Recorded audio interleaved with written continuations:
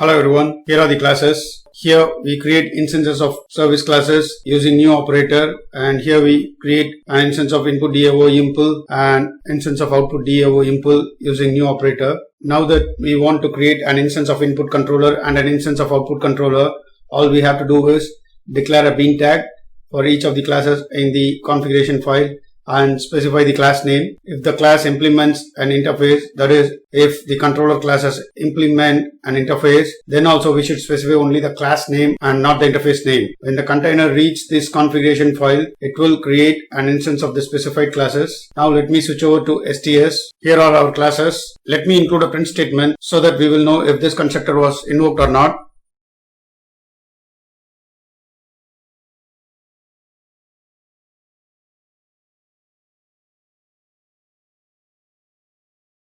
Same way, let me include a print statement in this constructor too. And here are our declarations. So bean tag for creating instances of the controller classes. Now let me build the application.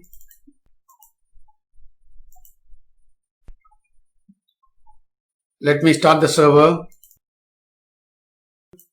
The lines are printed, which proves that the constructors were invoked. Now let us see if the application is working or not. It won't. Let us see why. Let us look a little bit at Spring MVC.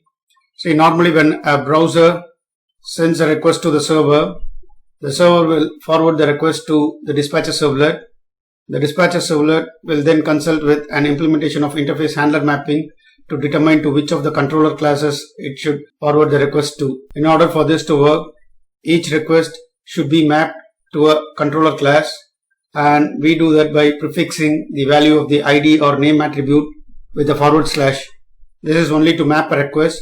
We don't have to do it for other classes. For instance, if we want to create an instance of a service class or any other class except the class in the presentation layer, then we don't have to include the /. So this is what we are supposed to do. Just prefix the value of the ID attribute or name attribute with a /. Let us try again. Let me stop the server, include a /. Let us build the application. Start the server.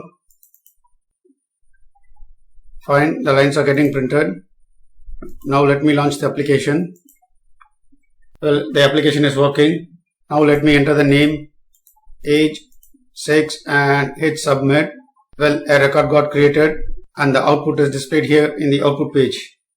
Thank you for watching.